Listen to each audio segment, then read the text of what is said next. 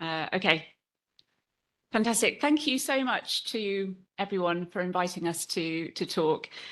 I'm not used to sitting still for presentations. I tend to walk around and wave my arms a lot, so I'm going to try. I've been asked to sit here to be part of the recording, so I will try and sit still here. I'm very short, so hopefully you can see me okay. As the MC said, I'm the VP for Academic Partnerships for Asia. I'm based in our Singapore office, but my job is to work with our partners like Mahidol University to try and help ensure that we can publish with you as much as possible, that we can help you to achieve your goals and help you be successful as faculty, as academics. So my dream for you today with my talk is I've been asked to talk about publishing open access in Q1 journals, and I'll talk about avoiding AI pitfalls. But my ask for you is please don't leave the session without asking any question about publishing, any barrier or any misunderstanding or concern you have about publishing, because I'm really happy to answer any of your questions if it will help you to progress and to move forward in your publishing journey. I've been working in publishing for about more than 20 years now. I've worked in books and journals for Taylor & Francis. So please ask questions. You can ask questions through the session if you like, but I will leave some time at the end if you have some questions. But please don't be shy. I know it can be difficult to put your hand up and ask a question, but there are no stupid questions, I promise.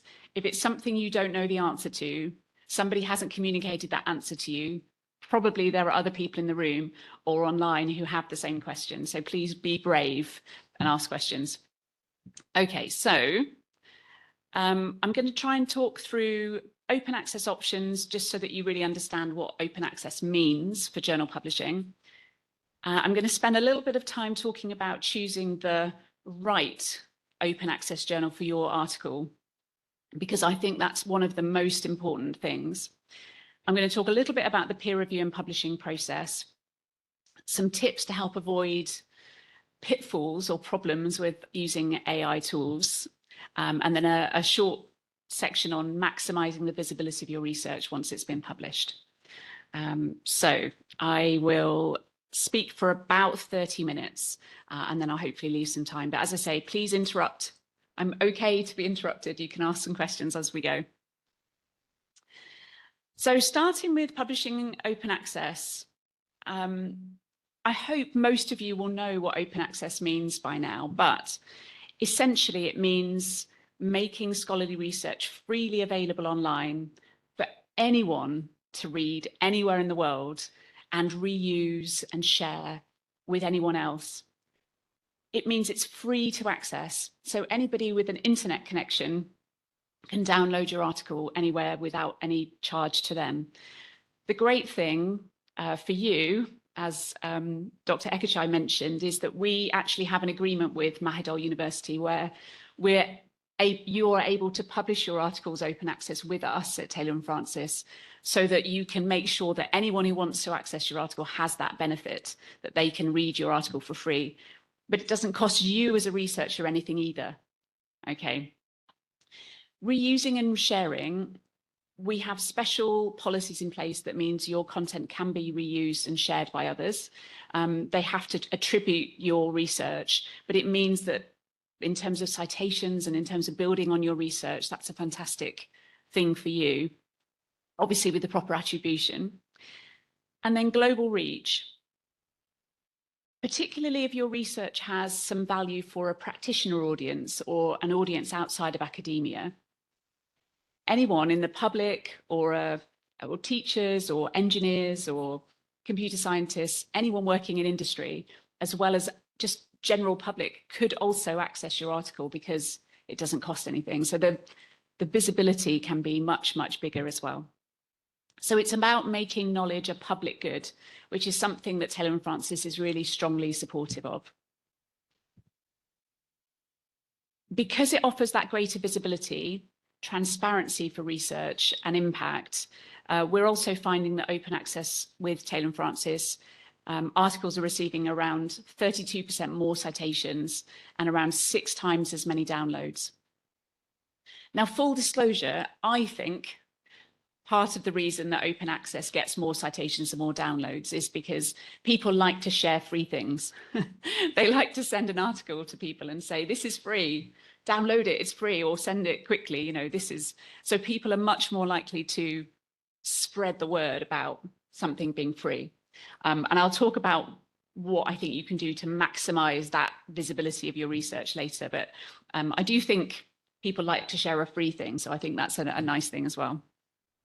But the point is, it definitely works. Open access does make your content more visible.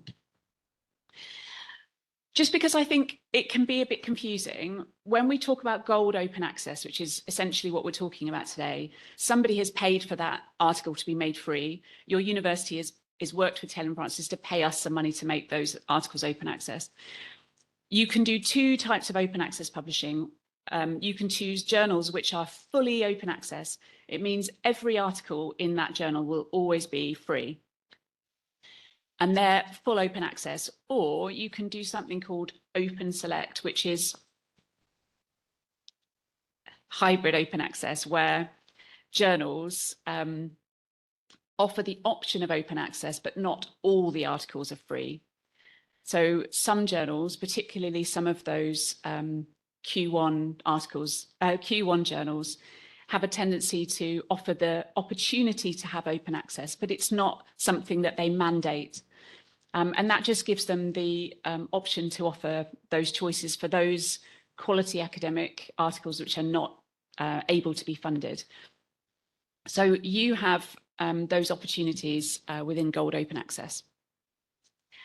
Before I move on from open access, does anybody have any questions about open access or any questions about what I've said so far?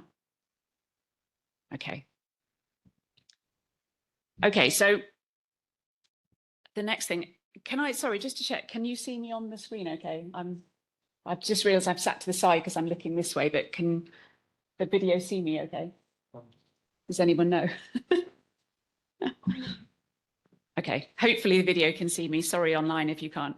Okay, so choosing the right open access journal for your article is really important. And the main reason it's important is because if you send your article to the wrong type of journal, it can be sat in the queue with that journal for quite a long time, while somebody, a very nice editor who works for Taylor & Francis, can be scratching their head and trying to work out what to do with your article because it was sent to a journal that doesn't work, or it just gets desk rejected, and then you're back to square one. And if you do that lots of times, you maybe have wasted 6 months when your article could have been getting ready to be published. It's really important. In terms of when you should choose your journal, I think this is quite an interesting slide because it shows you at what point you should be picking the journal that you're aiming to publish your article in. So you'll notice there that it's right in the middle of the process between deciding what you're going to put in your article and writing it. We're not suggesting you write the article and then find a journal. What you want to do is think about what's going to be inside your article and then identify at least one journal, maybe 2 or 3, that you think would be a good fit for your topic, and then write the journal article for those journals. A bit like when you're applying for a job and you want to tailor your CV or tailor the cover letter, you want to tailor and think about that journal, because some journals will ask for 6,000 words to 8,000 word articles. Some will ask for 10,000 to 12,000 word articles. Some will ask for very heavily theoretical articles. Some are looking at very much just empirical articles. So if you don't know, which journal you're aiming for, how do you know the length? How do you know what types of content to include? There's lots of things that really matter if you haven't thought about what journal you're applying for. So pick the journal and then write the article. That would be one of my big key takeaways. You can have an idea and it might change, but ideally pick at least one journal that is your like top one that you're aiming for, a Q1 journal that you're like, if I can get my article in this journal, I'll be very, very happy. And in terms of choosing those journals, the first thing I would recommend is think about, who do you read? Which journals do you like and find useful for your research? Which do you reference and cite yourself in your research content articles? Because these are the journals you already know well. If you read them regularly, you're already part of that journal community. And it's likely that you're citing and referencing those journals in your own research.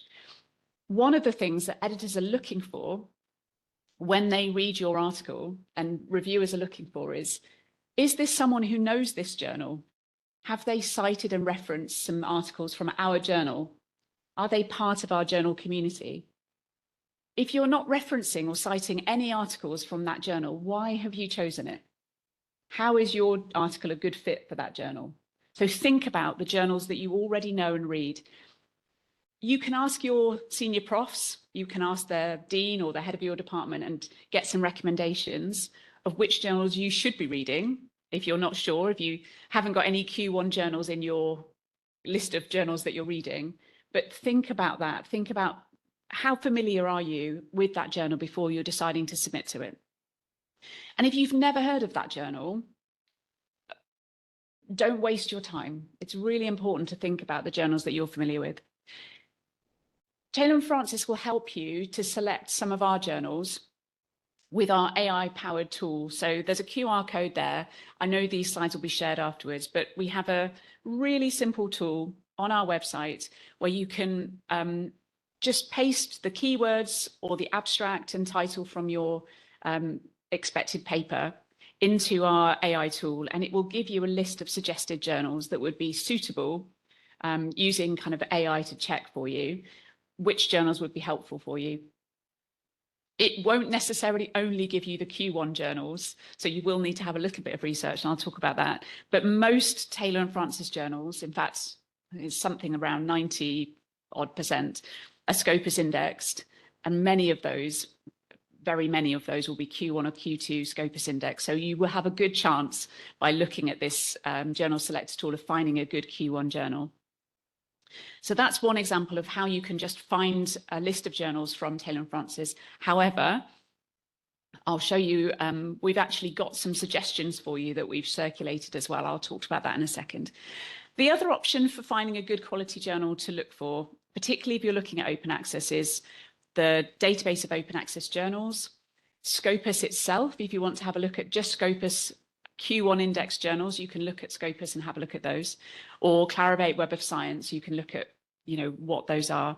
A lot of Scopus journals who are Q1 also overlap with Clarivate's Web of Science list as well. So once you've found some quality journals that you're interested in targeting, the next thing to do is to get to know that journal and really read the journal information. All publishers will give you lots of information about their journal to help you really pitch your article to the journal in the right way and make sure that you have the best chances of success. So look at the aims and scopes. In the aims and scopes, the journal editor is telling you what type of content they're interested in. They will give you what types of topics or subtopics they're interested in looking at. So have a look at the aims and scopes. They'll also, they'll also give you information about the ranking. So if you are only interested in Q1 journals, it will tell you whether this is a Q1 journal. It will also tell you whether it has open access. And I'll talk about that again in a second. This is just some of the journals that Taylor & Francis publishes, which I know our marketing team have put together as an example of some of the journals that you might be interested in for the transformative agreement we have with you. So you see here, this is just a snapshot of some of the metrics of some of these journals. And it tells you the downloads, the impact factor, the site score, the Scopus quartile. And this is one of those journals. So if you see on the right-hand side where it says jump to section, this is all the information that you'll find about this particular journal. And you'll see information about open access. You'll see the journal metrics, which is this information here on the left. So you should be able to get all the information you need from those journals to help you decide if it's the right thing. So look at all of those things. The other thing that is on there is the publication information around how do you know what format to submit in, where do you submit, how long is the journal article, all of the information about actually how to submit the article as well. Okay, before I move on, does anybody have any questions about how to find the right journal, how to choose? Okay. So I'm going to take a slight turn and talk about avoiding AI pitfalls. Full disclosure here, this is a really changing topic. And like you and your university, every publisher is also trying to evolve and change policies as we move forward with different types of AI tools coming out. So this is the latest information I can give you. But just, it's always important to read the journal information because that will also give you some updated information. And Taylor and Francis has an updated AI policy on our website. So it is a good idea to just keep on top of those as well. Incorrect or undeclared use of AI is becoming the #1 reason that articles are being rejected. It used to be #1 was sent to the wrong journal. And that's why with these talks, we've always hammered the idea, don't pick the wrong journal. If your article is about, it's about material science, don't send it to the Baltic Journal of Animal Science because A, they're not interested in articles that are from outside of the Baltic region, but also that's a journal about animal science. You'd be amazed at how often that happens, that somebody just finds a journal and submits and doesn't think about it as much as they need to. But this top one, undeclared or incorrect use of AI, is the #1 reason that articles are getting rejected. And I think mostly it's because people don't understand how AI works. I don't believe it's because people are trying to be, trying to do anything incorrectly. I think people just don't know. So I will try and give you as much information as I can now. But again, ask questions at the end if you're not sure, or put your hand up. The other reasons that articles are generally rejected, not following the journal author guidelines. I mentioned some journals are asking for 6,000 to 8,000 words. If you send a 12,000 word article, they will just immediately reject it because it's not the correct length. If it's in the wrong style or format, there's all sorts of reasons. So again, just by following the instructions on the journal website, you can avoid so many of these problems. And then #4, no new contribution to the subject or field. That's really, a lot of the Q1 journals are looking for something really groundbreaking. They're looking for something really innovative and special. So when you're looking at what you're going to publish your article about and the research that you've done, think about and discuss with your senior professors and your dean, what can I put in my article based on my research, which is the most exciting, innovative thing that I want to share with the research community. I think we get so caught up with publishing because we're told to publish and we have to tick a box that says I've published my Q1 article every year or 2 Q1 articles every year. There are metrics we have to achieve as faculty. However, you're also trying to build your academic career. Perhaps you might want to travel internationally, or you want to go to be a keynote at conferences. You can do that by publishing a really, really strong research in really good journals and becoming somebody that people really recognize for that particular subject area. And you do that by making sure that what you try and publish in your articles is new and special and different. So think about that when you're putting your articles together. And then #5, not properly contextualized. So this is really important for Asia particularly.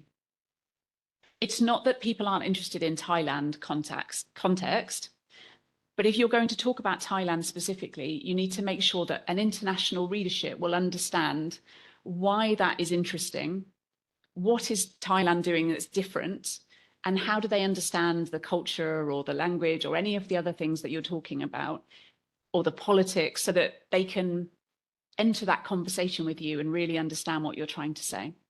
So that's what we mean by not properly contextualized. It doesn't mean it has to be American or it has to be about Europe. What it means is think about talking to your audience of international readers so that they can understand your research really carefully.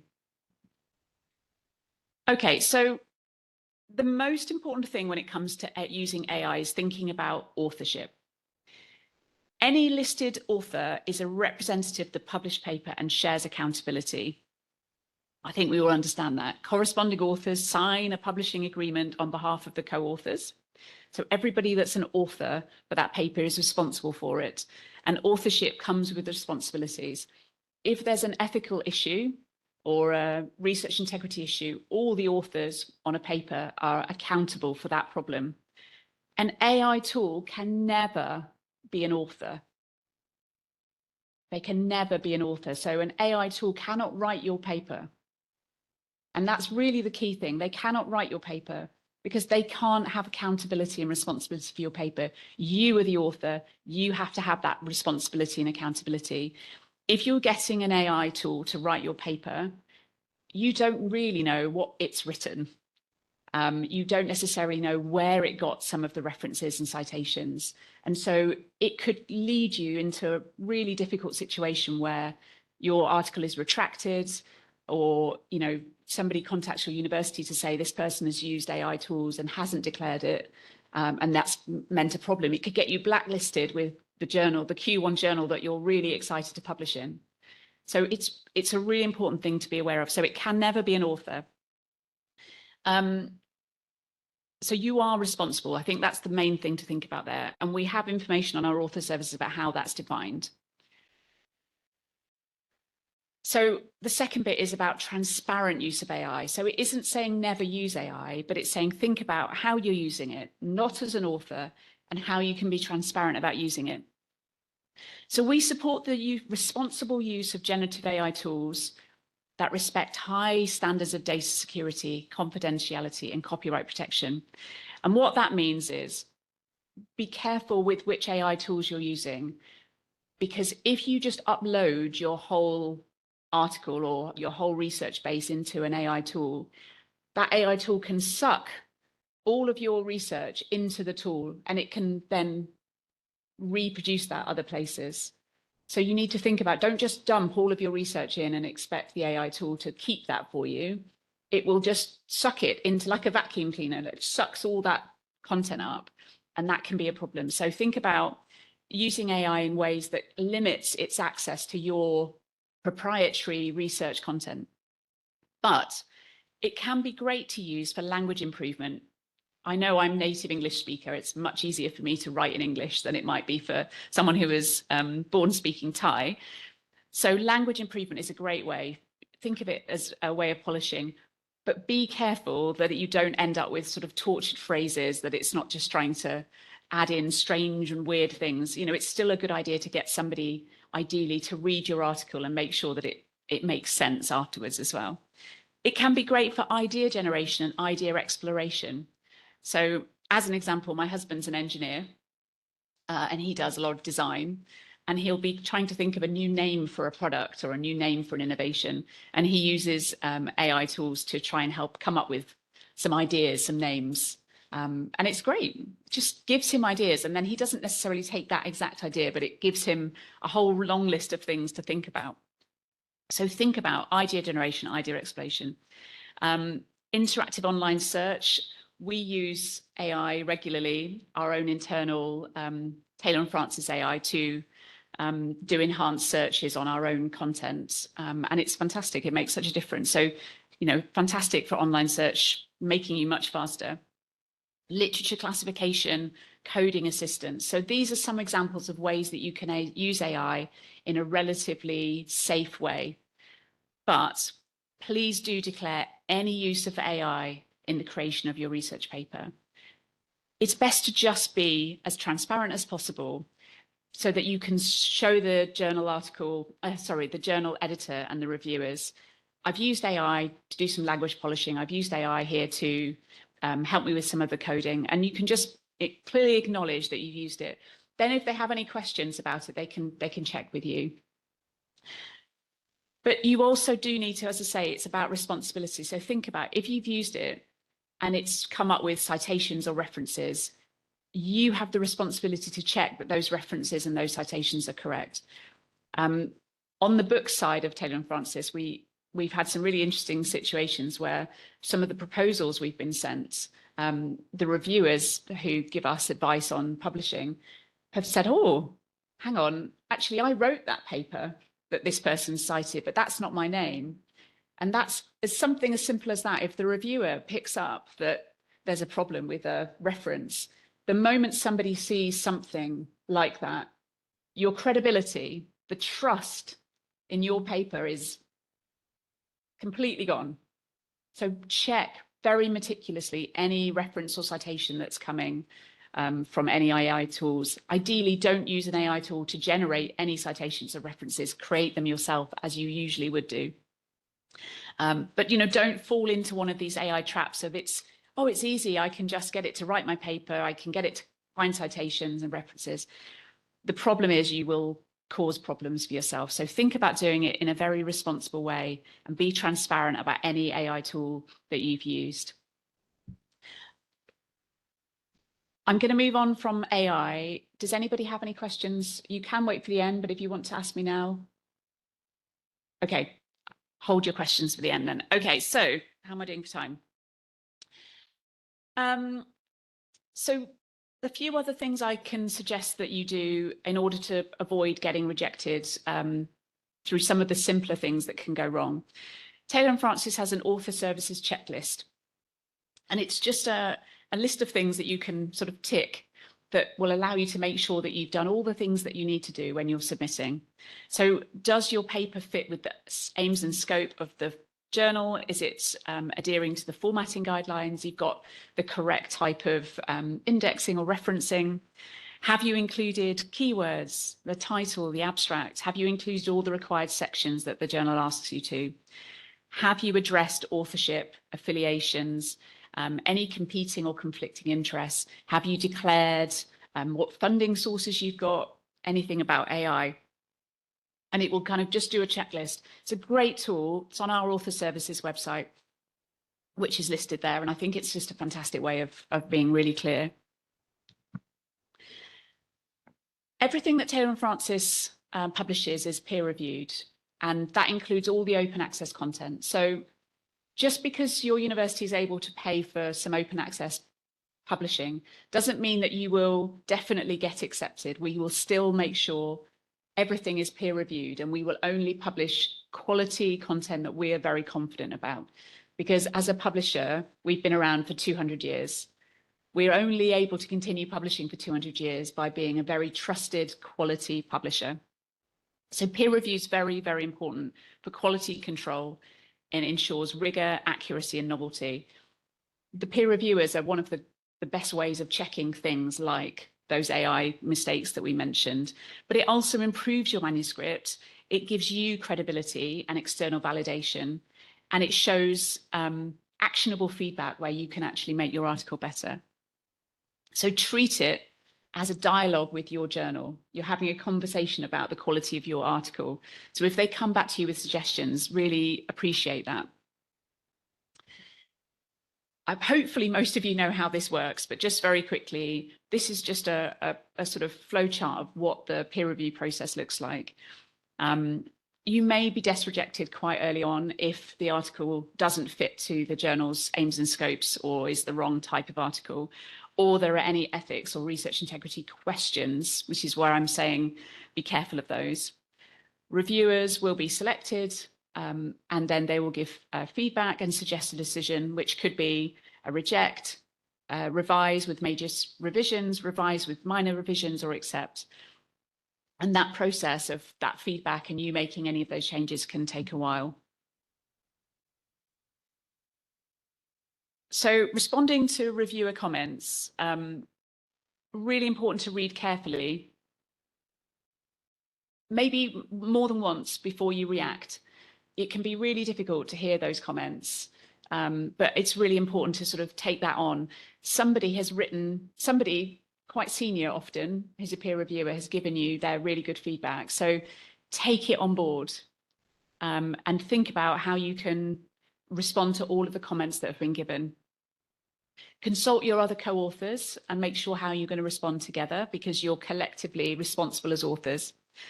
and respond systematically to make sure all of the points have been addressed. Be polite, even if you don't agree with the comments, just make sure that you've addressed why you're not going to take that feedback on board. And again, polite is important because these are your research community. You don't want to upset or get blacklisted by somebody by being quite unpleasant or rude. So stay professional. Double check the clarity and completeness of your response and tone before submission. And try and make things as easy for the editor-in-chief of your journal as possible.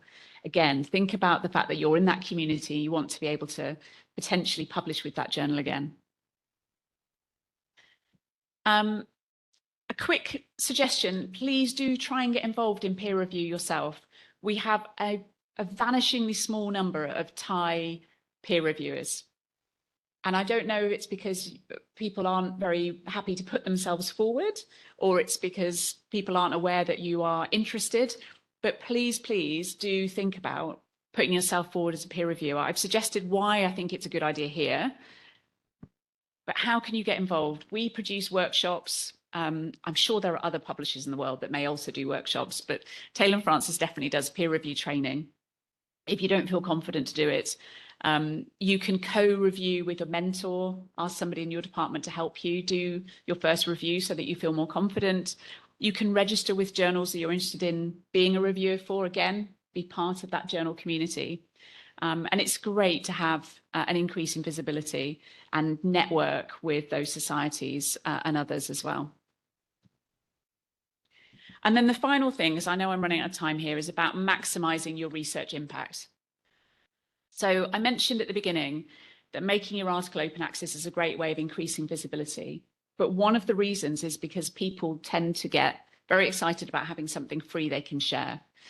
But there should be a certain level of promotion of your research article every time you publish a journal article. Make sure that you tell everybody in your research community that you've published an article. Most art journals published by a big publisher will be able to be accessed by those researchers. So use social media if you have social media and you're happy to use that. Join academic sharing networks. There are lots of those around. Create a Google Scholar profile. Lots of academics, particularly in the West, will use Google Scholar to look for potential collaborators. Create a video abstract of your paper. Again, the younger generations are really excited about video content and it can get a lot more visibility. Taylor & Francis gives you 50 e-prints of your paper that you can send out to people as well. You can present at conferences and tell people about your paper, or as I say, make your article open access. So think about all the ways that you can really promote and tell people about the research that you've been doing and maximize the impact of the content. This is our author services portal. So if you forget everything else I've said today, please have a look at that because I think that's a fantastic tool. It's got all the information that I've said today, as well as lots of other tools and tips as well. I know I've gone slightly over. Have we got 2 minutes or so for questions? Is that okay? Got 10 minutes. Okay, fantastic. So this is your chance now to ask any questions that you might have of me. I have a question at the back.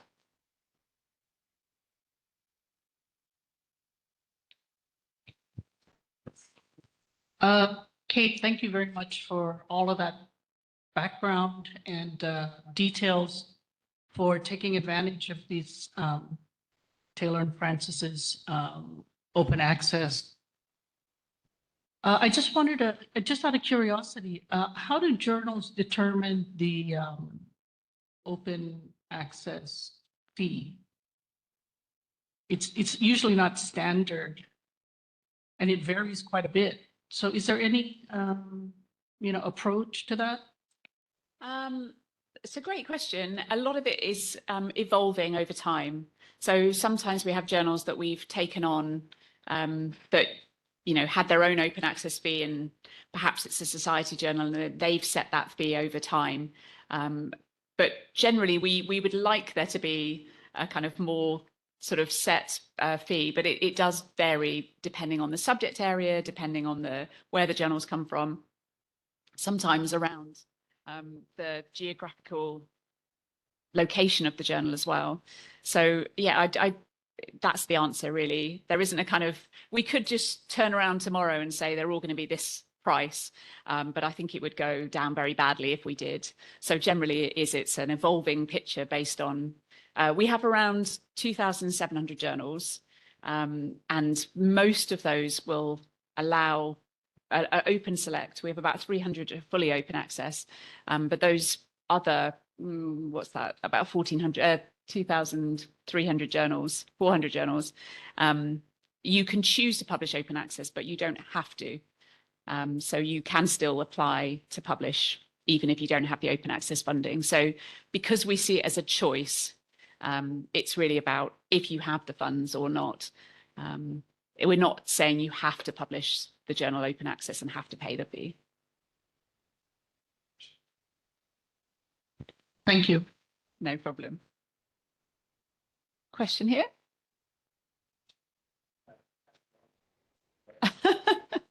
Oh, that button. Okay, that's good. Thank you. I must say there was quite a lot in your talk that I have a different opinion on. But one thing I absolutely disagree on is that you said to get experience in reviewing by co-reviewing with your mentor. This is breaking ethics, okay? I'm sure you know that manuscripts given for review are strictly confidential and must not be shared with anybody except with the permission of the editor. Yeah. You cannot share it. Yeah. Okay. So this one I'm 100% disagree with you on, I'm afraid. Just before you move on to the next point, I would say I absolutely agree. You would need to make sure that you have permission from the journal to do that. And that's something we can give you as advice and guidance, but it's certainly a great way of understanding kind of how the process works. But I agree with you, it is important to get that checked. And I should have said that, I apologize. Thank you.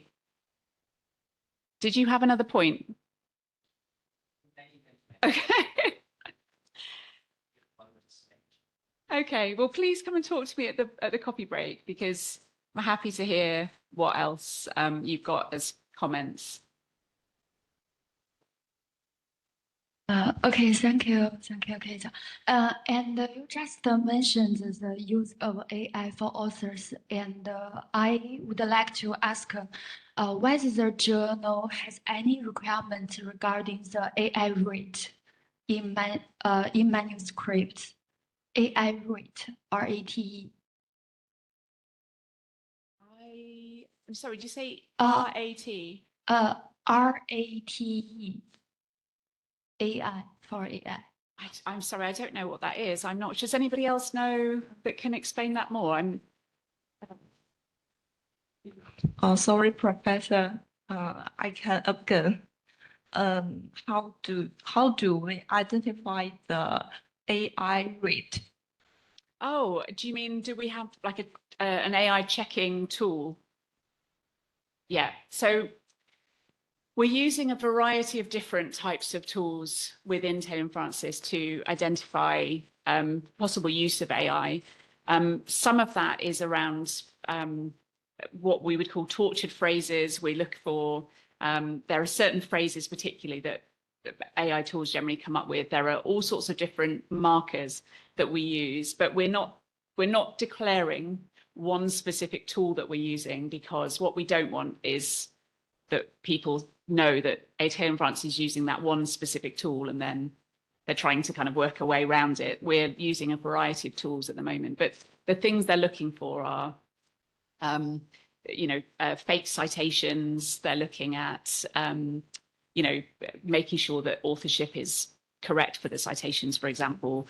They're looking at data to see if the data makes sense. There are lots of different ways that you can check that data is plausible in terms of, can this data actually exist as it's been described? Does the math make sense, for example? There are lots of different ways that you can look at that. But we try not to say, oh, well, it's this specific tool that we're using, because it's very evolving. field. But in terms of AI rate, you can use Turnitin or one of the plagiarism tools to see what percentage of something may be, potentially replicated content. But on the AI side, there are lots of false positives if you use one specific AI tool. So it tends to be lots of different tools to look at different things to see whether something is a problem. But it's amazing how much gets picked up by the editors and the peer reviewers as well. Sorry, I hope that answers your question. It's not, I can't just say, this is the tool and this is the rate we look for, because it's a very varied picture. But it's not a good idea to try and hoodwink or try and get around particularly large publishers like Taylor & Francis. We're one of the top 5 publishers in the world, so we're very big in terms of the way that we can look at and ensure that trust that the reason we've been publishing for so long is that trust and that integrity, and we're making very sure that we're picking up on things as much as we can. But it is difficult, very difficult.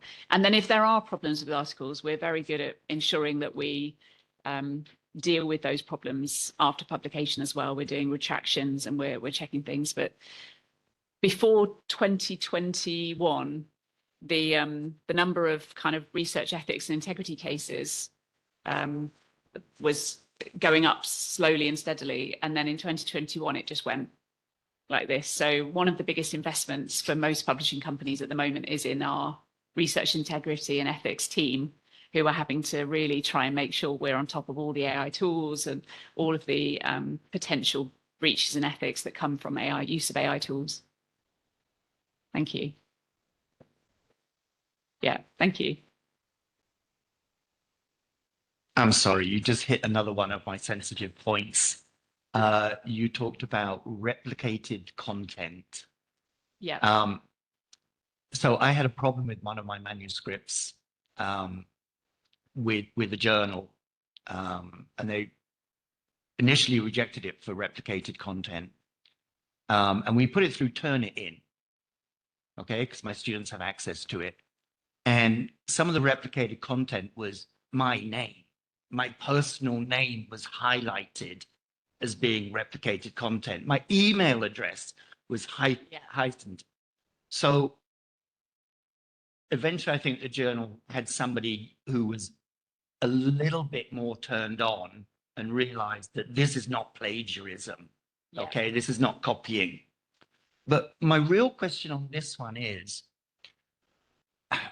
plagiarism is defined by most organizations, certainly the NIH, as the use without attribution, roughly speaking, the use without attribution of the words, thoughts, or ideas of others. And that of others is in every single definition that you read. So how come journals have this thing called self-plagiarism? It's an oxymoron, right? Because the definition is using somebody else's work, but now the journals tell me, oh, no, self-plagiarism. Can you tell me your company's policy on this? Because to me, even after so many years, I don't understand it. Yeah. I'm sorry to start with. I'm sorry that sounds like not a very fun experience with the article being rejected for replicated content. But it sort of talks to the point I was trying to make for this other answer. Was it is very difficult to just use these kind of automated tools to try and check for problems.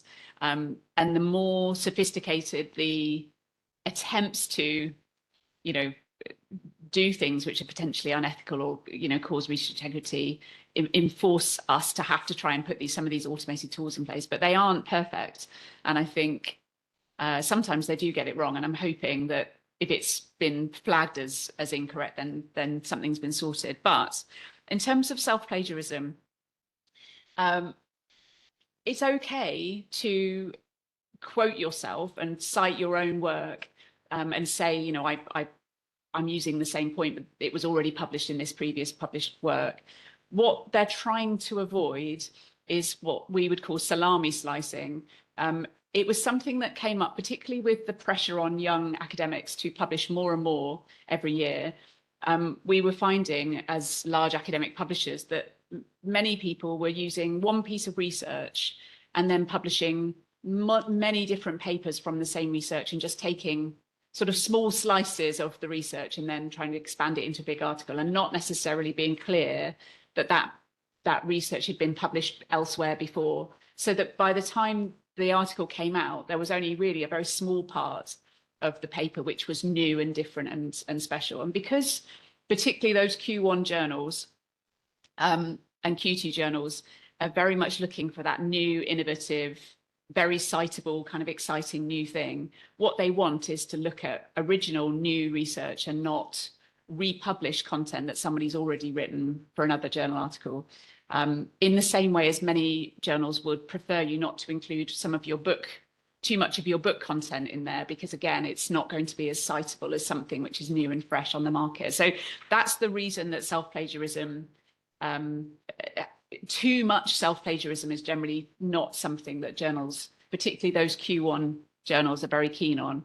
But if you're very clear about where you've published, where you've included content you've already published before, then you're allowing the reviewers to make that decision, and the editor-in-chief to make that decision. If the reviewers are saying there's a lot of self-citations in this article, then it's up to the editor-in-chief to decide if that's something they're comfortable with. The main problem that I have is in the materials and methods. Let's say I've used exactly the same method in 3, 4, 5, 6 papers. I cannot write that detailed, precise, exact methodology in 4, 5, or 6 different ways. So, you know, I'm just starting to really run into trouble on this. Because you know and I know that if you say we use the methodology as described previously, you're going to get dinged by the reviewer because they don't want to go and find the previous paper. And they say you must describe it, at least in brief. But if you're talking about, you know, micrograms, milliliters, gradients, you can't write that in 6 different ways. No, agreed. And that must be very difficult. I think hopefully that's not, if you're writing a 6,000 or 8,000 word paper, though, that's not going to be a very significant portion of the paper. Well, the problem is that the method gets picked up as a block. And, you know, in my experience as a previous editor, what we look for is blocks of text. Yeah. Right? We don't look for the odd word or phrase normally. We're going to look for blocks of text. And we very often run into troubles in the methodology section. Okay, do you know what? That's really helpful feedback, though. I will take that back to our research integrity and ethics team, because I mean, they're always trying to evolve and work out kind of the kinks in the system. So it's possible that they've been a bit too aggressive with their use of that particular metric. So I'll absolutely give them that feedback so they can know that's something that's happening. Thank you for the feedback. I think we're out of time for questions now. So I'm around all morning. So if you do have any questions and you were too shy to ask, please do feel free to come and ask me during the coffee break or the lunch. Thank you very much for being a great listeners. Okay, thank you, Katie. It's for our very useful presentation. So now I think it's a coffee break time. So we have some 15 minutes break and we'll be back on here on 10:15. Okay. เบรกสักครู่นะคะแล้วเดี๋ยวกลับมาอีกทีตอน 10:15 นาทีค่ะ So enjoy your break. Thank you.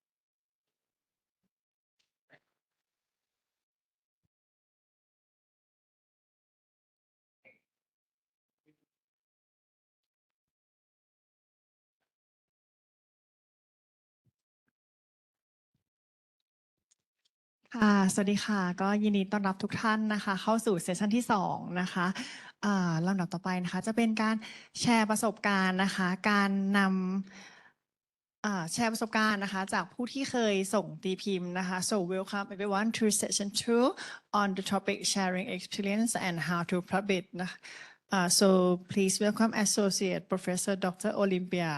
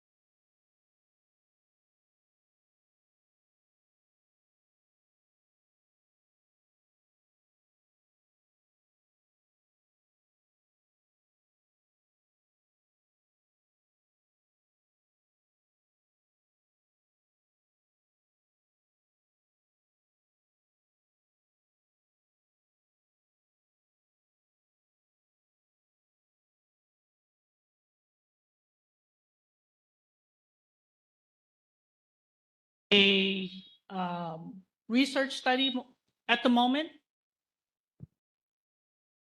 Okay, so just a few of you.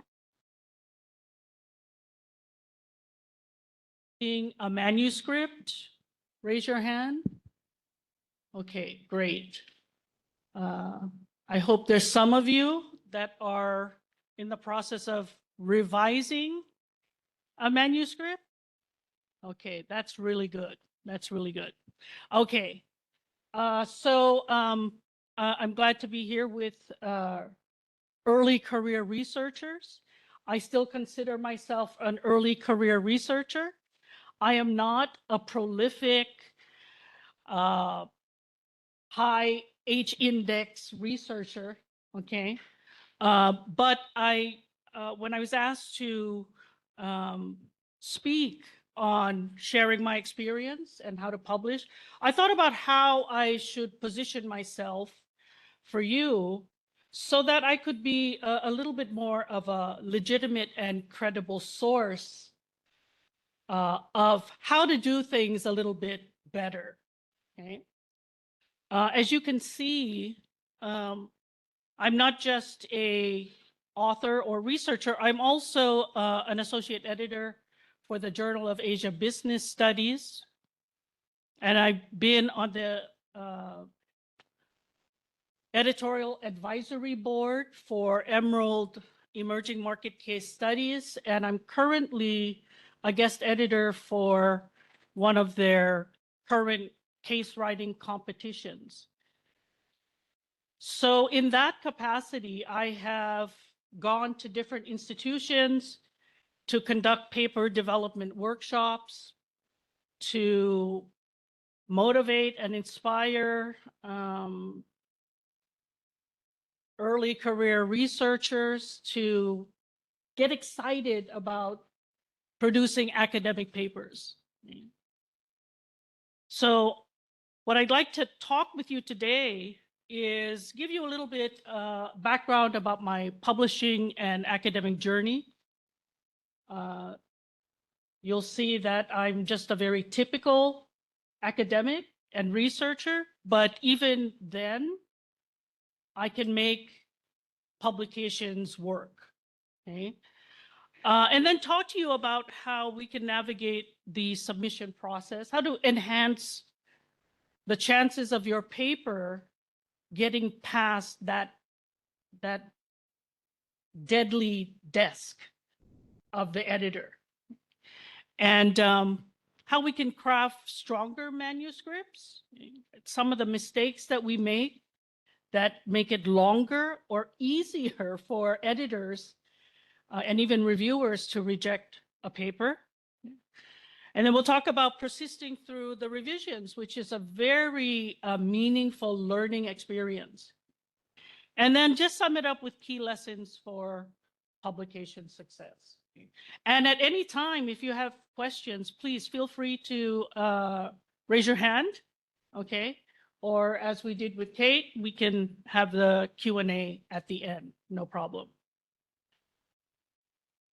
Okay, so I just wanted to share with you a summary of some of my publishers and academic product types. I think if you really want to know the kind of research interests and papers that I produce, you can go to Google Scholar, okay? Or you can look up through Scopus. Okay? Because what I wanted to highlight here is not the number of publications. I mean, personally, I have a goal to have at least 2 publications a year. And throughout my entire career, I've pretty much achieved that objective. But I want you to see how early I started with my first publication in 2007. That was actually a paper that I developed while I was still a doctoral student. And I'll show you that paper in a little bit, okay, the first column. I'm still very active now, and you'll see a little bit later some of the projects I'm currently working on. And then the second column are the list of publishers. Okay, so I have experience in dealing with editorial teams and reviewers from a lot of different types of publishers, large, global, small, niche. Okay. The third column, you can see that I published open access and non-open access, because when I graduated with my doctorate, we didn't really have a lot of opportunities for open access in marketing and general business journals. That tended to be more confined to medical journals, and the medical and science field that would get a lot of grants so they could get funding for open access. Today's environment is a lot different, so it's a fantastic publication landscape, especially in my field of social science and business, because we have a lot more choices now. In the fourth column, I'd like you to notice the article types. Okay. Although I do not publish like some of my colleagues that publish quite a bit, okay, I don't really go for quantity. I like a diversity in my publications. So I do publish empirical papers, research papers, conceptual book chapters. I haven't done that in a long time.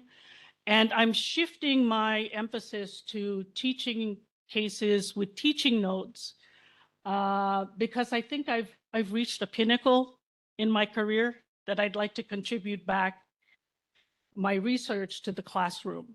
Okay? So if you look at my history or chronology of work, I do a lot more publications for teaching cases. And then in the last column, you look at methodologies.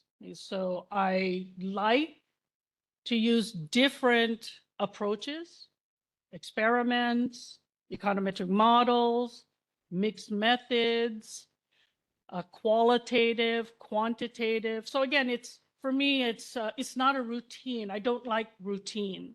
I want variation and to learn something new every time I work on an academic paper.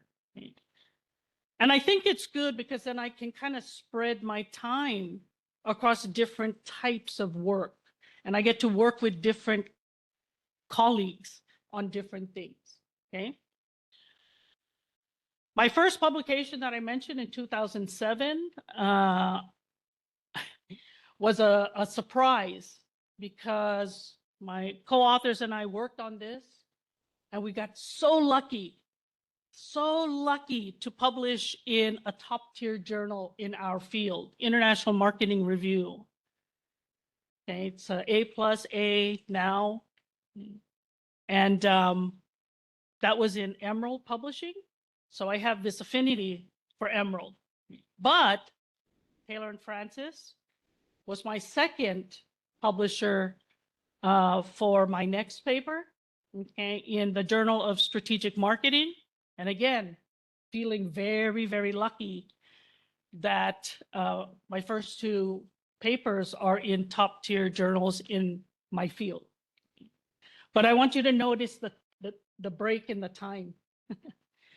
Okay? It's a long time to publish. Okay? And one of the reasons, because there wasn't really any pressure to publish at the institution that I was prior.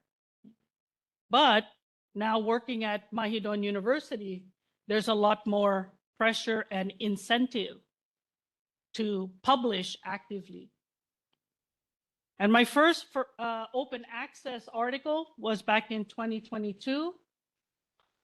This was actually an experiment for me and my co-author because we're from the period of time of publications where open access wasn't, you know, not so, I don't want to, how do I say, it was not as prestigious as it tends to be now.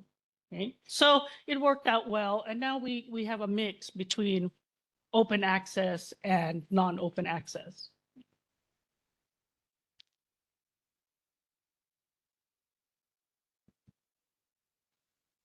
Okay, so that's a little bit about my background, my publications, diversity.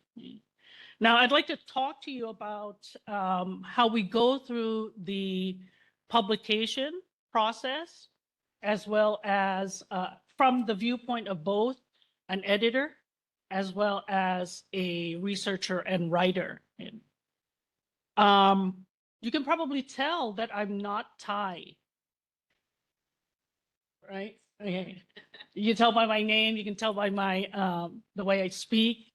I am an import with value added because I'm from Hawaii, which for the time being is with the United States. And coming here, people think that I have an advantage to publishing because I'm a native English speaker. But I tell you that is not true. Okay, some of my co-authors are much better at scholarly and academic writing because they have paid more attention to technical scholarly writing, whereas I have taken it for granted. Okay? Language is not a barrier to publication, in my opinion. Okay. Let's first talk about navigating the submission process. How do you prepare your journal for fitting, for your paper to fit with a journal? Actually, Kate already covered some of the topics that I intended to cover. Okay, so bear with me if there's some redundancy here, okay? I think that it's, as Kate had mentioned earlier, that when you start planning a manuscript, you should have a target journal in mind.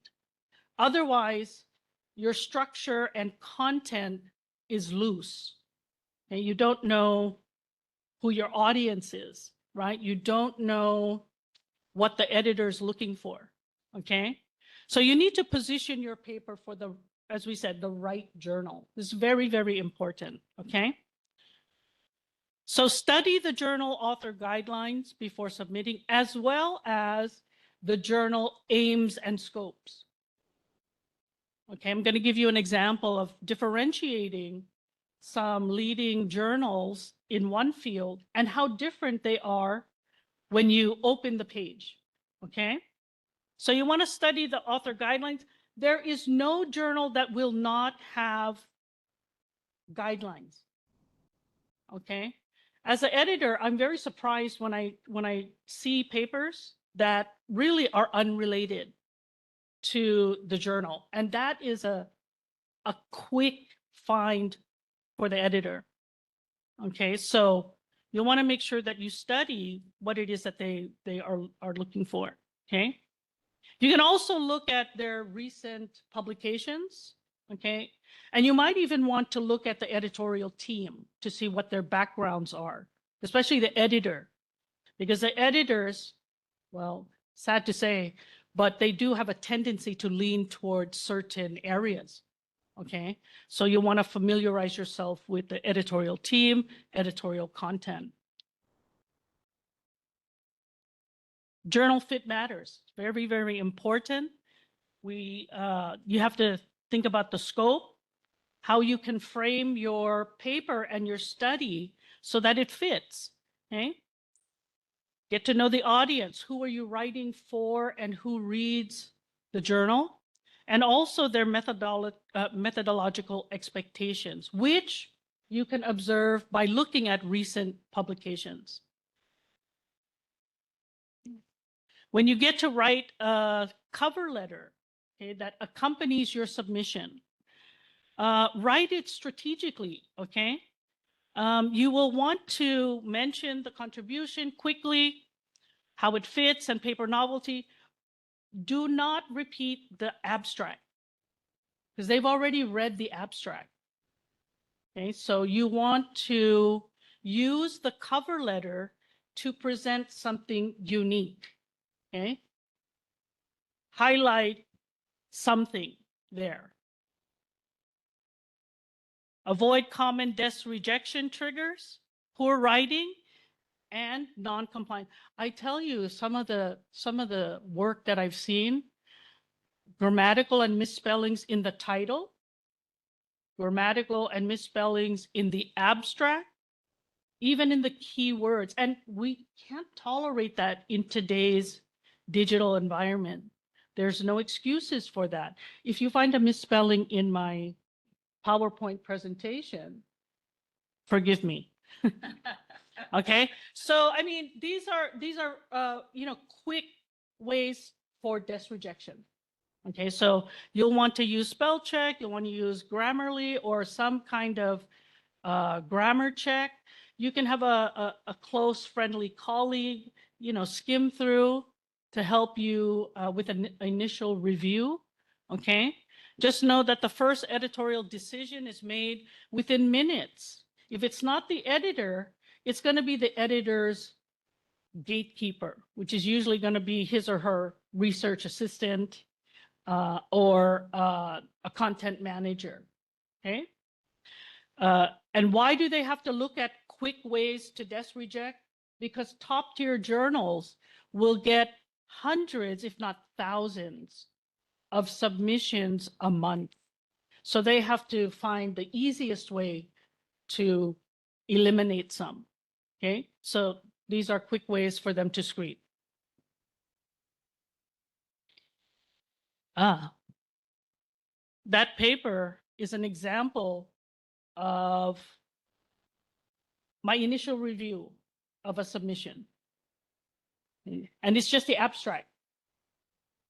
So it's very quick for an editor to screen. Okay, so I'd like to talk to you about what editors will initially look for.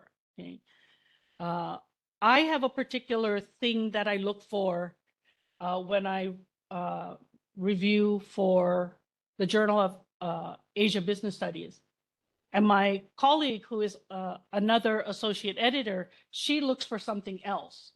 So whatever we give you in terms of advice or highlights, always remember that there is no one way that editors and reviewers are expected to look at your paper. Okay. So what do editors initially look for? Okay, of course, a clear contribution. And that contribution depends a lot on, again, the scope and the aims of the journal. So you'll want to make sure that you address a very, not just that a gap exists, that it's a meaningful gap. Many papers will say, oh, we've never had this study in Thailand. To our knowledge, no one's ever addressed this model or tested this model in Southeast Asia. And I tell you, that's not enough anymore. Okay, these are just considered replications. Okay, Q2 and Q1 journals don't want replications. Okay, so you're going to have to do more than that. We have to come up with statements that really explicate why your study matters. Okay, and not that it just matters, that it fits the journal that you're submitting to. Okay, for example, when I look at papers for the Journal of Asia Business Studies, okay, I look for how that study, whether it's a single country study or regional or 2 or 3 countries, what does it mean to the broader Asia context? We get a lot of papers that are dealing with a context from China. Sample sizes are huge. We're talking thousands, right? But so what? What does it mean for the Asia region? It's great for the businesses in China. It's great for the managers in China. But what about the rest of us in Asia? Recommendation, reject, recommend that you go submit it to something more narrow, okay, that fits your paper. It doesn't fit our journal. So very easy for editors to look at fit, okay, other than misspellings and grammatical mistakes, okay? Make sure that you align your paper with the journal's scope, okay? Again, scope, audience, and methodological expectations. Let me give you an example, okay? I think there's some attendees here in the area of nursing. I'm sorry, I looked at the early attendee list, and there were some some people from the nursing faculty. Okay, thank you. So I decided not to go with a business example. I'll give you a nursing example, okay? So let's compare editorial content and standards of these 3 nursing journals from Taylor and Francis. Okay, so we have Healthcare for Women International, Journal of Community Health Nursing, and Contemporary Nurse. I was very intrigued by the titles. I'm not in nursing. I imagine that there's some differences here, right? But I don't know what those differences are. So other than the Scopus ranking, acceptance rate, and the days to first decision, you really need to take a closer look at who the journal's for. Okay, so I give you an example of how you can compare editorial content so that you can, again, write your paper so that it is better positioned to fit the interests of the editorial team. Okay, simple. Look, I highlight the differences. Okay, you can have the same study, right? I mean, you can be doing a study about nursing management or how nurses are managed at any hospital. And you can actually position it for any of these 3, right? But the way you write it is different. Okay, your focus is different. Your salesmanship of your study is different. So you know who you have to write to, right?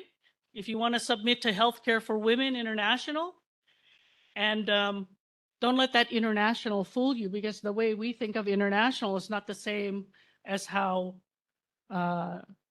journal editorial teams think about international. Okay, so researchers and clinicians, so you want to talk to them, why your study is relevant to them. If you're going to target the Journal of Community Health Nursing, well, everything is about community.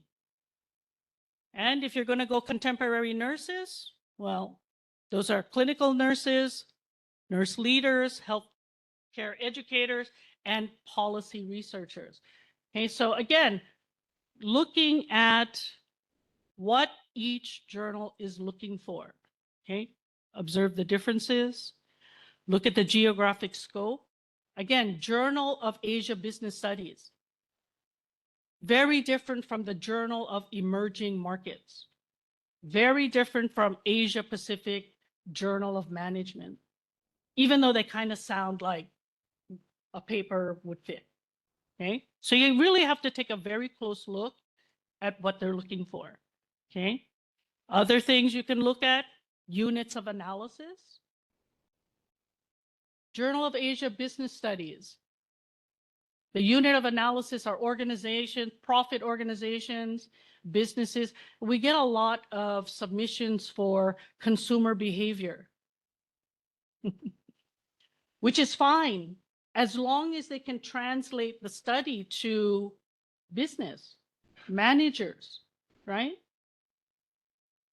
And then and very important are the implications, because this is where a lot of the contributions are easily detected by editorial teams.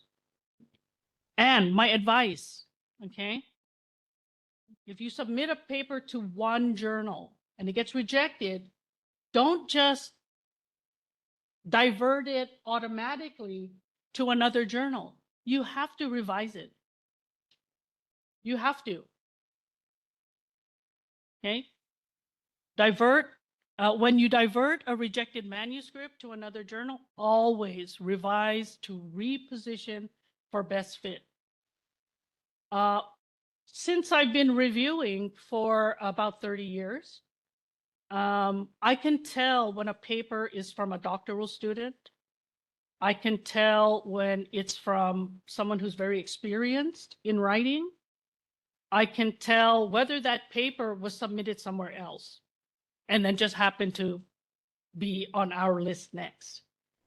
Okay? It's very easy for experienced editors and reviewers to identify those things. So you'll want to adjust. And by the way, a lot of reviewers are reviewers and editors on, throughout the same field. Okay, so you don't want them to see your same paper in a different journal. They say, oh, I saw this one already and I rejected it. They just submitted the same one.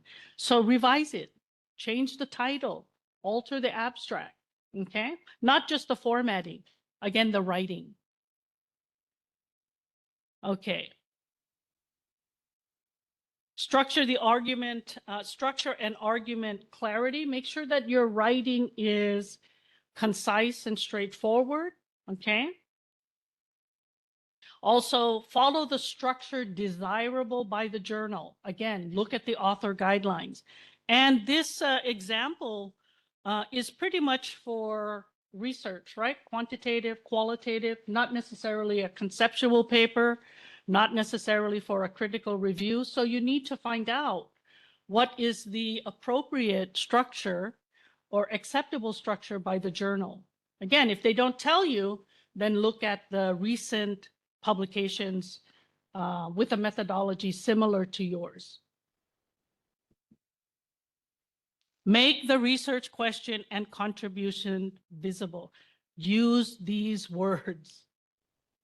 Okay, the research problem is we address the following research questions.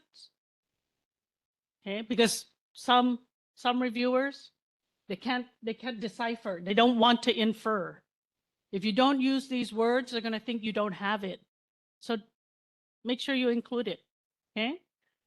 Our paper makes the following contributions. And we present the following implications. Use that language. Make it easy for the reviewers and the editor to read your paper. Okay, and absolutely demonstrate methodological rigor. Okay, that means there is a proper fit between your research questions and your method. Okay, if you're going to posit or come up with propositions, might sound like a qualitative paper. You're going to have hypotheses. You might have statistical testing. Okay, of course, it depends on your field. Social science speaks one language, engineering speaks another. Okay, and if you don't know which one to use, again, look at the most recent publications for examples. And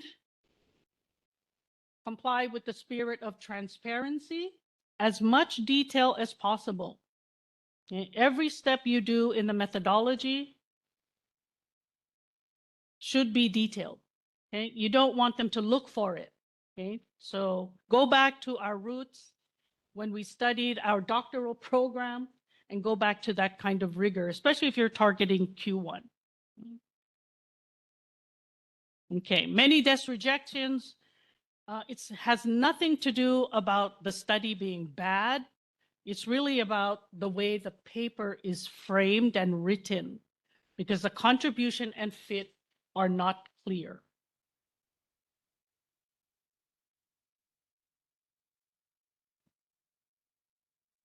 Any questions?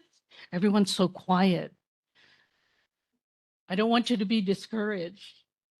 I'm supposed to encourage and motivate you. Okay.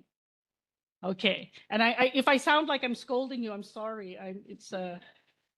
I just get excited, you know. All right. Okay. Next. Persisting through revisions.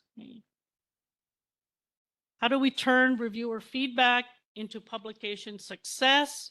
Well, you have to be open to reviews. I tell you, if you get to this stage, that's good news. It means it wasn't desk rejected, right?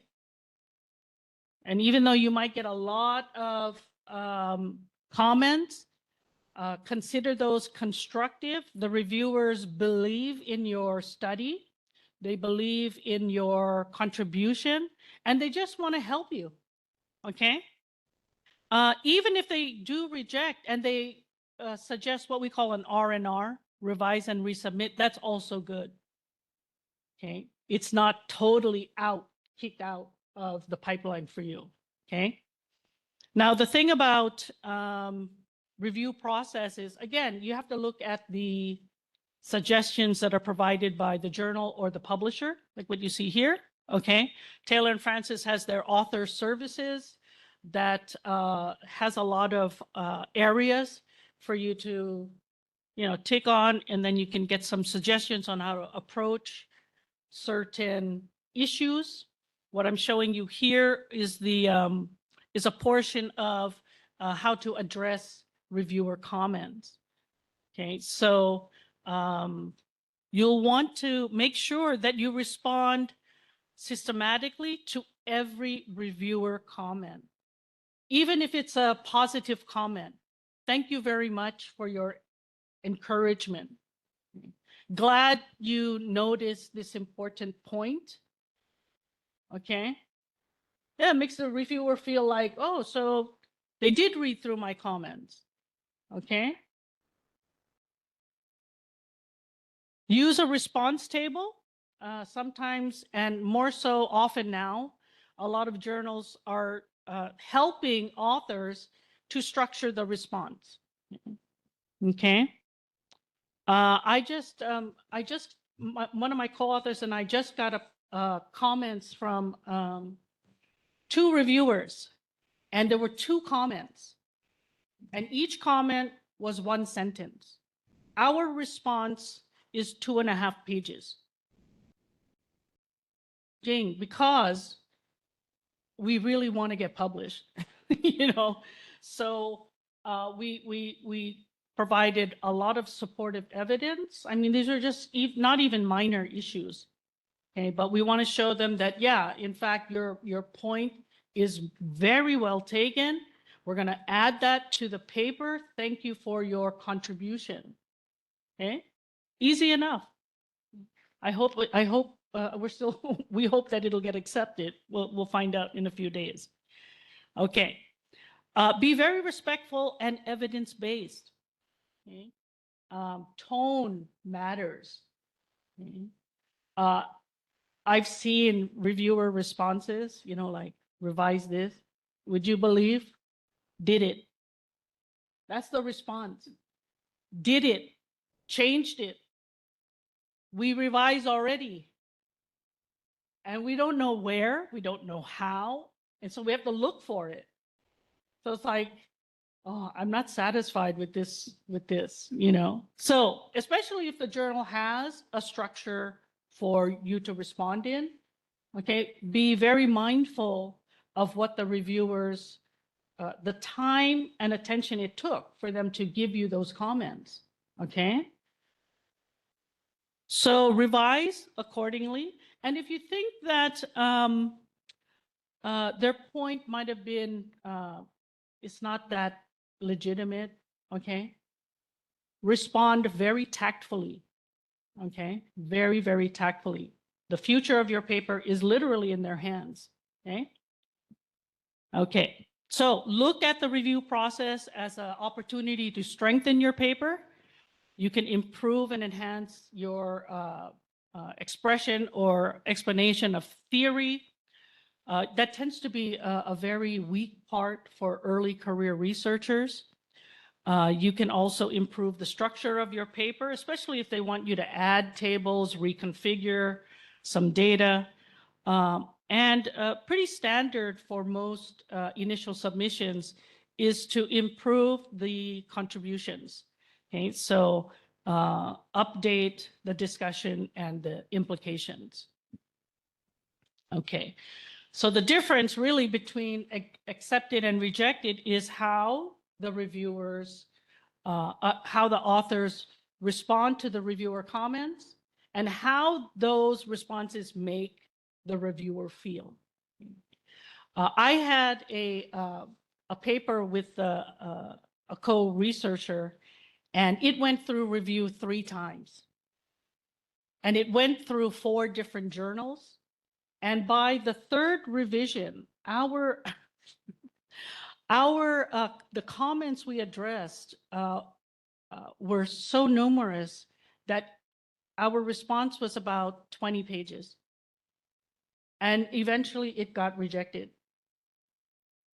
So if anyone has a suggestion for a target journal, please let us know. It's on HR, okay?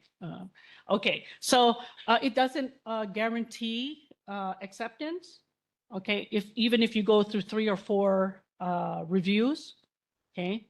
What matters is that you respond favorably to the reviewer's comments, okay? And then if you do, you're on the path to publication. Okay. Key lessons, my practical advice for early career researchers: understand it's publishing is an iterative process. Okay, you write, you submit, you get feedback, you revise, you resubmit. Okay, hopefully you don't have to have so many iterations. Okay, but it's normal. I have never heard of any paper getting accepted in the first round. Okay. Build a research pipeline. Okay, never work on one study or paper at a time.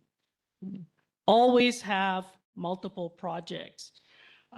Here's some work that I have currently in the research pipeline. That means they've already been submitted. Okay? And you can see that these are selected works with co-authors. So you have to diversify your portfolio by working with other people. Okay. And the first 2, I should say the first product there is a teaching case, just got accepted. The second one is in education, under review. And then the other 2 are really, really difficult papers to get published. And you see the number of authors. So it's a very big project. Okay. And that project was actually about 8 years ago. and we're still trying to find homes for the findings. Okay? So not easy. Okay? On the right, these are papers or ideas that are still under the works. Okay. So you'll always want to have things in the pipeline. Okay. And these here, these research papers under Mahidol University Sussex research grant, we have titles to the paper. We don't have any data yet. Okay. So very, very in the infancy stage. Okay. But again, keep things flowing, keep the work flowing. Okay. All right. Other advice, learn from rejections. Okay. Very good opportunities to improve and reposition the paper, even if it's rejected. As an editor, I think I'm one of the few that even when I reject it, I will give comments. Desk rejections usually out of scope reject, but I will give at least 3 or 4 substantive comments. Okay. Collaborate and seek mentorship. It's really difficult to write a paper alone. Okay, so look for co-authorship. Approach senior researchers who can complement and strengthen the research design and even the writing. Okay, be very selective though. Okay, about co-authors. And make sure that there is some compatibility there. And think globally, contribute locally. As Kate also mentioned, context also matters. Okay, Thailand is relatively small, but it does have a lot of areas that it stands out in. Is top 3, top 5, top 10 in the world for. Number 1 for tropical medicine, right? Top 5 in exporting for certain product sectors. Innovation areas. Okay, so you have to find what makes Thailand stand out. For me, doing research in Thailand, I find it to be intriguing and very helpful. Southeast Asia is a region that is mysterious. And so I think that a lot of other audiences would like to know what is done here and what they can learn from the business and market environment. So you got to position Thailand and your study persuasively. Okay. All right. And then hopefully your paper will get published. Okay. Well, that's about all of my advice and experience. I want to thank you for your attention. Are there any questions or comments?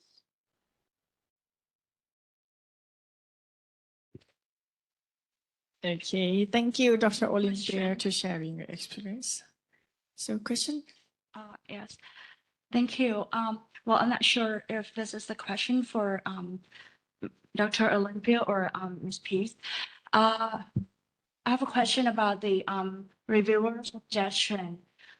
When we are asked from the publisher to suggest the reviewers, will the editor follow our suggestion, or will they just use it as a guideline?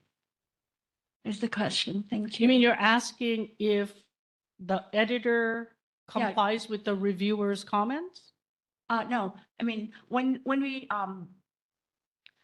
I submit a paper, the publisher sometimes asked us to suggest the reviewers. Yeah.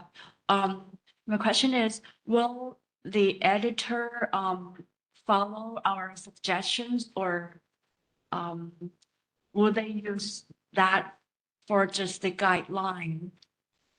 you. Okay, first, there's no standard approach. It's up to the editor. So what I know is most editors won't send the paper to who you recommend, because there must be a reason why, right? And they don't ask you why. Yeah. Okay, that's one thing. The second thing is it's often to build up their base of other reviewers. So they just want to, you know, maybe for the possibility in the future for another paper, maybe directed to that individual, okay? But for me as an editor, I usually don't go with the ones that they recommend. Yeah.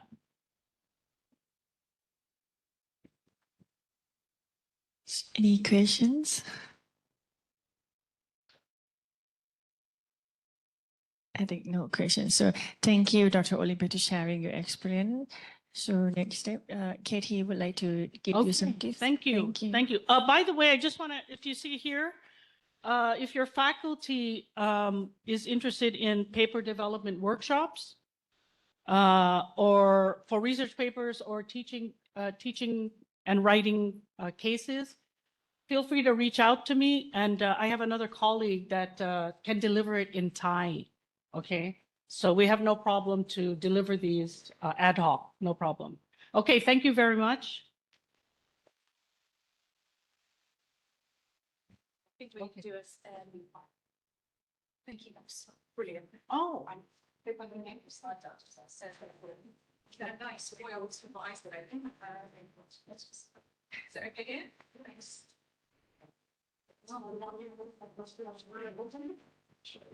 Please. Organized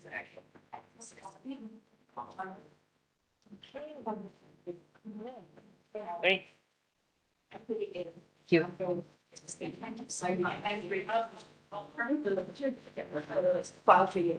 Okay, thank you so much ลำดับต่อไปนะคะจะขออนุญาตนะคะนำพาทุกท่านนะคะเข้าฟังหัวข้อบรรยายนะคะNavigating Taylor and Francis Online for Academic Research นะคะ For next I would like to take all of you to the next topic that is Navigating Taylor and Francis Online for Academic Research.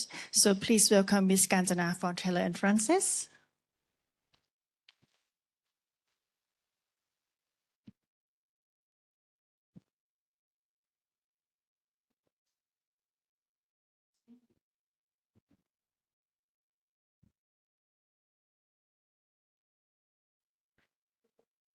Okay.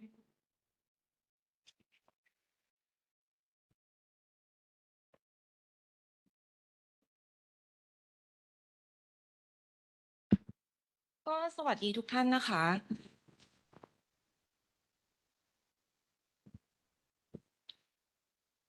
การชนาสาชนาสุพิน Journal Cell Executive จากสำนักพิมพ์ Taylor and Francis นะคะ ก็วันนี้มีความยินดีค่ะที่จะมานำเสนอในหัวข้อ Navigating Taylor and Francis Online for Academic Research ค่ะ โดยจะพาทุกท่านไปดูภาพรวมคร่าวๆของการใช้งานบนแพลตฟอร์ม TFO ของเรานะคะว่ามีการใช้งานยังไงสามารถค้นหาข้อมูลสำหรับงานวิจัยอย่างไรได้บ้างแล้วก็มีฟังก์ชันอะไรบ้างที่ช่วยให้ผู้ใช้งานเข้าใช้ได้อย่างมีประสิทธิภาพค่ะ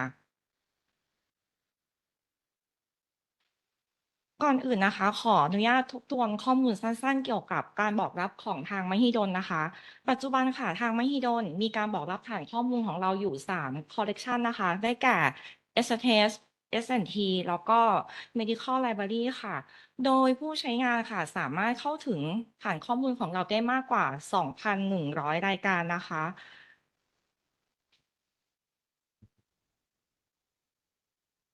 และสามารถเข้าถึงเนื้อหาเหล่านี้ผ่านทาง institutional access ของทางมหาวิทยาลัยค่ะในสไลด์ถัดไปนะคะเดี๋ยวเราจะมาดูภาพรวมของจำนวนวารสารค่ะ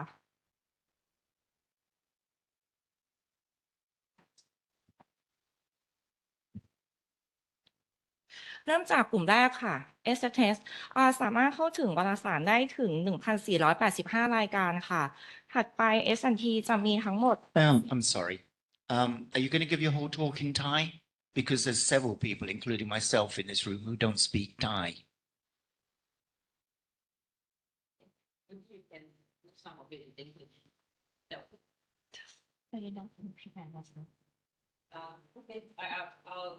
Okay. Sorry, no problem. I'll do a little bit of it in English. She'll present in Thai. Is that okay? Yeah, it'll just take a few more minutes. Yeah. Yes, thank you. We'll take note of that. But I'll do it in Thai anyway. The slides are in English, so I hope that's okay. All right. Yeah. Okay, I'll make it okay. I'll add on with the English. I'll complement it with the English. Is that okay? All right. Yeah. Okay. Yeah. So just back up the slides a bit more. Okay, sorry. Okay. Thank you. So Mahidol University Library has a subscription to Taylor and Francis, and we have more than 2,000 over journals that's available for you to access in full text. And the journals that we cover includes social science and humanities, science and technology, and also our medical collection. And they're available through IP access.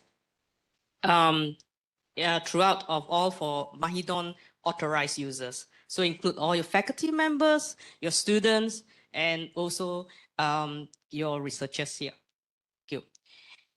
Next slide. Right. And in terms of the coverage, as I mentioned earlier on, for social sciences and humanities libraries, we have 1,485 journals. They're all peer review, as mentioned by Katie earlier on. Science and Technology Library covers 490 journals, and the Medical Library covers 170 journal titles. Okay, for our libraries that we have for our journals, this is the website, but of course there's also in your library catalog, so you can access to those journals titles as well. And for the articles, there are more than 5.2 million research articles available. And they're all peer review, as mentioned earlier on. They're online. You have 24/7 access. And you can access it through the library or remotely through IP access.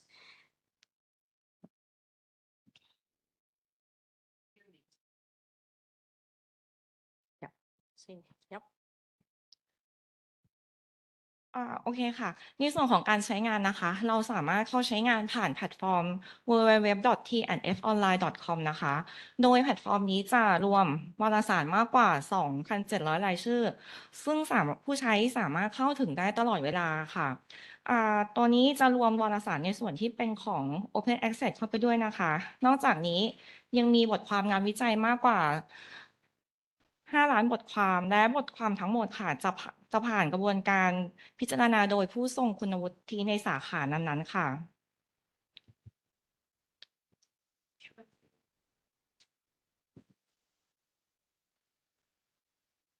Right, so this is our platform. Very simple, very easy to use, okay? It's very similar to the Google box, right? So what you have to do, you can type in any keywords for searching, author's name, all right? Or even any DOI if you remember it, or even the author's key name in here as well. And from there, you can search and you can access to the 5 million articles that we have available online. And if you are looking into articles that is of a subject area that you're interested in, all right, these are some of the subjects that were listed below, and you can actually click onto that and you go into the subject area. ค่ะหน้านี้เป็นตัวอย่างแพลตฟอร์มหลังจากที่ผู้ใช้ล็อกอินเข้ามาบน TFO ออนไลน์นะคะสำหรับผู้ใช้งานจากทางมหาลัยค่ะสามารถใช้งานผ่าน eSat Proxy ได้นะคะซึ่งระบบจะทำการตรวจสอบผู้ใช้งานได้อย่างอัตโนมัตินะคะก็เมื่อเข้าสู่แพลตฟอร์มแล้วผู้ใช้งานจะสามารถค้นหาและเข้าถึงวารสารบทความวิชาการต่างๆค่ะตาม subject ด้านล่างนี้ได้เลยค่ะ Just a quick question. Have some of you here have access to this before? Seen this? Yes? Okay, good. So I'm glad you're familiar with it. But you have not, I will encourage you to have a go at it and try, and you can have access to all the full text. Thank you.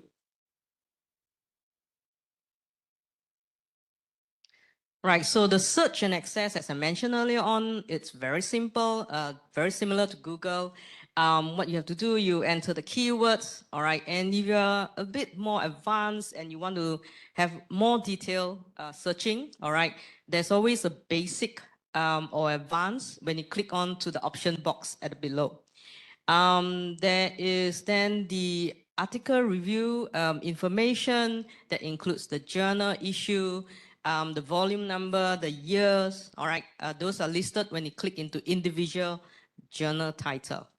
And you can easily identify the access type as well, whether it is a gold, OA, or is it a subscription journal, all right? You'll be indicated. We'll show you a little bit on later on. You can also filter your results, all right? Now you easily research because we have 5 million articles and you can get thousands of articles returned, all right? And what would be really useful here is that you can filter by the year, the subject, and the article type that you need. And last but not least, you can read it, you can download it online, you get full text, you can export the citation as well, very useful when you're doing your research. For your papers as well, you can actually have all the references in there downloaded easily. Okay, and there's this QR code in there. If you want more tips, you can actually scan onto that and you bring you to the level of the page where you can actually get more tips. Give.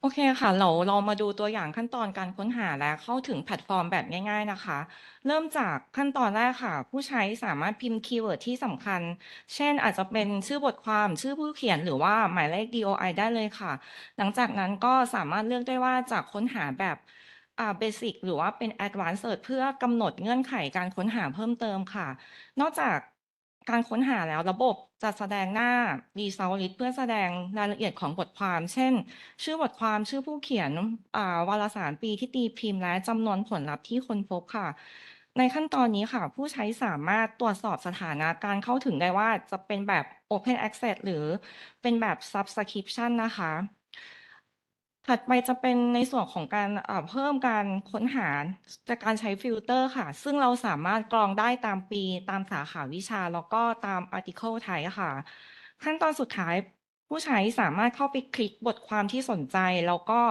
สามารถเข้าไปอ่านดาวน์โหลดฉบับเต็มได้ในรูปแบบของ PDF ค่ะส่วน QR Code ด้านล่างนะคะสำหรับผู้ที่สนใจต้องการรายละเอียดเพิ่มเติมเกี่ยวกับ Advanced Search ค่ะตรงนี้จะมีคำแนะนำเพิ่มเติมสามารถสแกนได้เลยนะคะ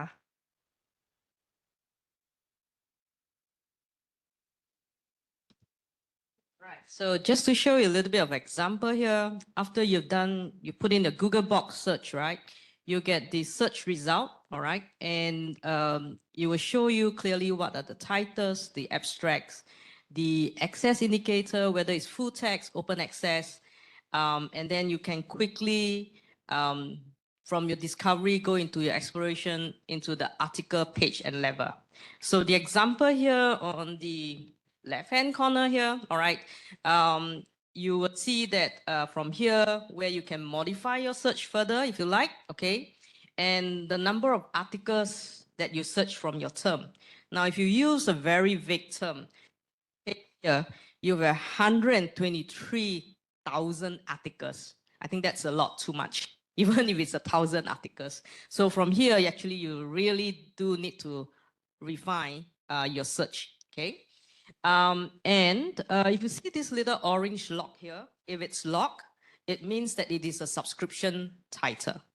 All right. If it's an open access, then you will see that on the green side, on the right-hand side, that little box here, it has a green box that's open with a lock. Okay. And once this is the journal level. All right. And once you click onto the journal level, you can go into the article. And then you can define from there, you can see your abstract and also more information on the article itself. โอเคค่ะเดี๋ยวเรามาดูฝั่ง Search Result ไปจนถึงหน้าตัว Full Article นะคะโดยฝั่งซ้ายอะค่ะจะเป็นหน้า Search Result ซึ่งแสดงรายการบทความผลการค้นหาที่เราได้กล่าวไปในสไลด์ก่อนหน้านี้นะคะส่วนฝั่งขวาค่ะจะเป็น Article Page หรือหน้าที่เป็นรายละเอียดของบทความหลังจากที่ผู้ใช้คลิกเข้าไปในบทความที่สนใจในส่วนของหน้า Article Page นะคะผู้ใช้จะเห็นบทความ บทความอย่างชัดเจนรวมถึง abstract ที่ช่วยสรุปเนื้อหาของงานวิจัยทำให้เราสามารถประเมินได้ว่า เราสนใจบทความแล้วก็เกี่ยวข้องกับสิ่งที่เรากำลังค้นหาหรือไม่ค่ะ นอกจากนี้บริเวณส่วนหน้าเพจนะคะ จะมีเมนูสำหรับการเข้าถึงเนื้อหาบทความ ซึ่งช่วยให้ผู้ใช้สามารถอ่านบทความฉบับเต็มและดาวน์โหลดเป็น PDF ได้อย่างสะดวกค่ะ นอกจากนี้นะคะ ในหน้า article page ยังมีฟีเจอร์ที่สำคัญหลายอย่าง ที่ช่วยให้ผู้ใช้สามารถเข้าใช้งานได้สะดวกมากยิ่งขึ้นเดี๋ยวจะพูดถึงในสไลด์ถัดไปค่ะ Right. The key feature of each article, all right, you can see very clearly as highlighted there. I have here on the right-hand side example. Now, we also facilitate in terms of accessibility support, all right, where we actually have a button there where you can click on it and actually place a audio. So the article actually can be read out.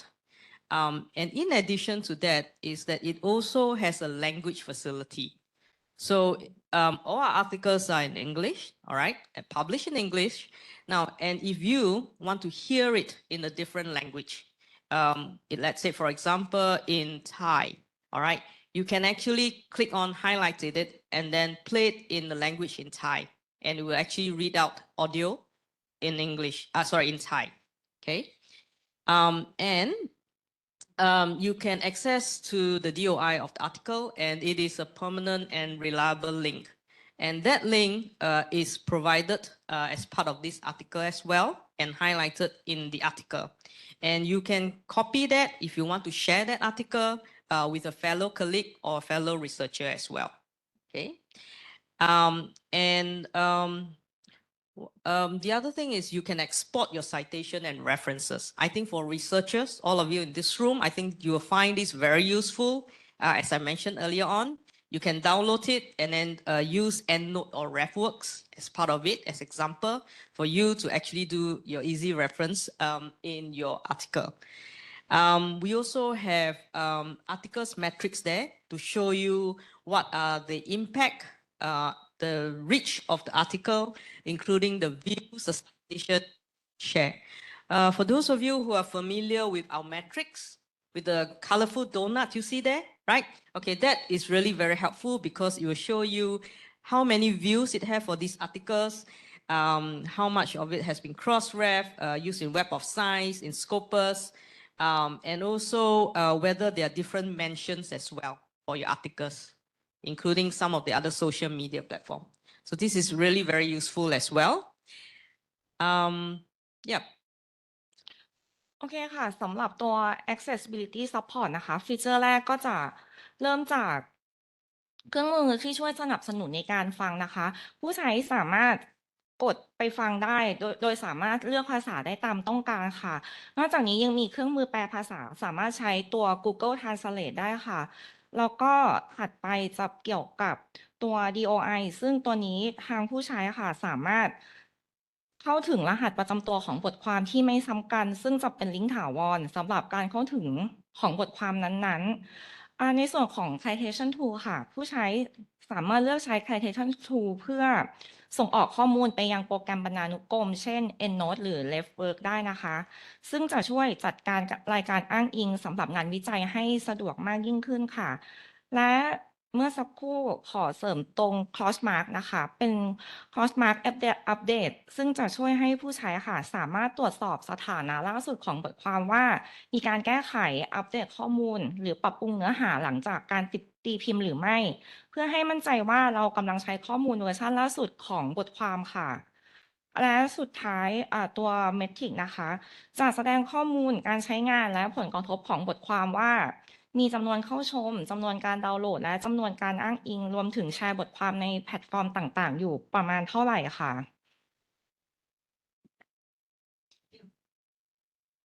Okay, thank you. So I'll just pause a little while. Any questions or any comments? It's all clear? Prof, okay? Yep, okay. Now, if anyone here, if you need any help after this session, for lunch break, we're happy to come to you and explain a little bit further if you need any help, all right? Okay, so for Taylor and Francis, we also provide webinars and training as well, both online and on-site. There are also resources guide and library and researcher support as well. We work very closely with the Mahidol library team as well. So if you need any help, I'm sure the librarians here will be very helpful with the team here to help you out as well. But we do have more resources that are available for authors, for researchers, for librarians. If you can just scan the QR code there, you'll be able to find more resource information. Right? Thank you. Give.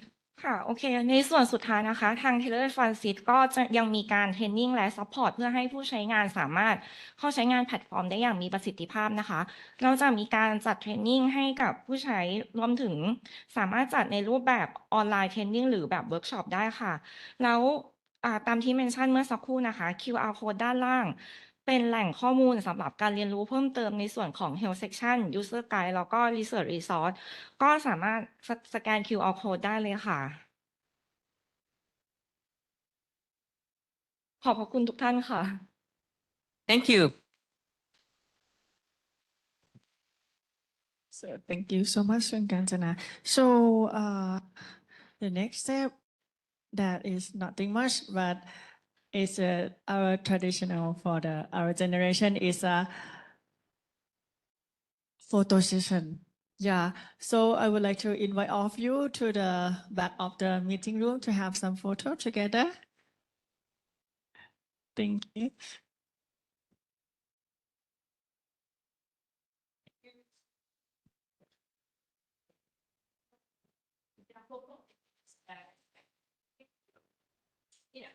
Yeah, all of us will take photo over there at the back of the room.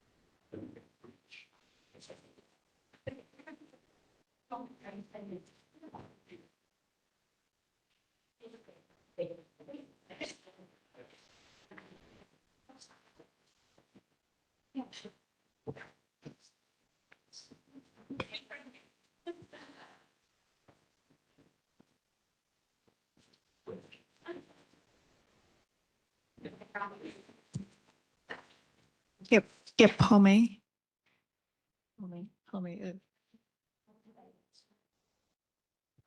พอไหมคะพอไหมคะ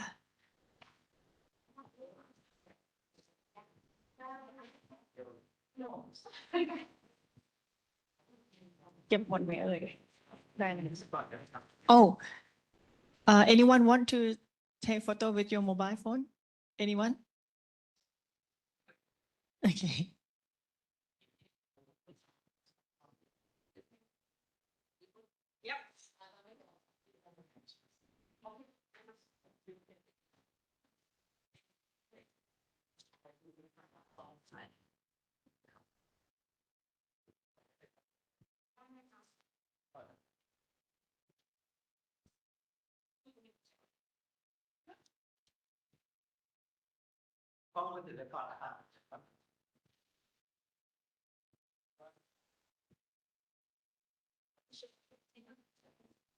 Okay, this one is the video. Okay, Chechi, and say bye-bye. Thank you.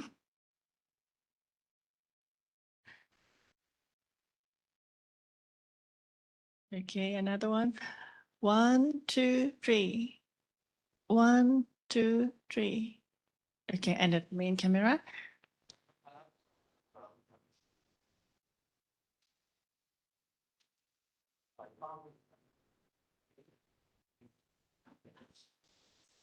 Now, yeah, celebrity.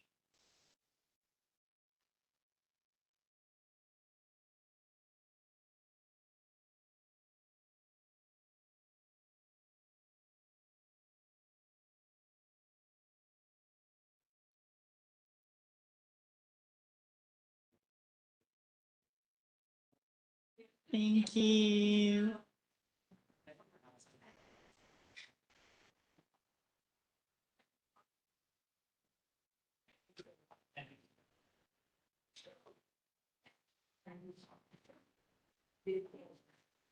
Okay, for the last one, she's talking.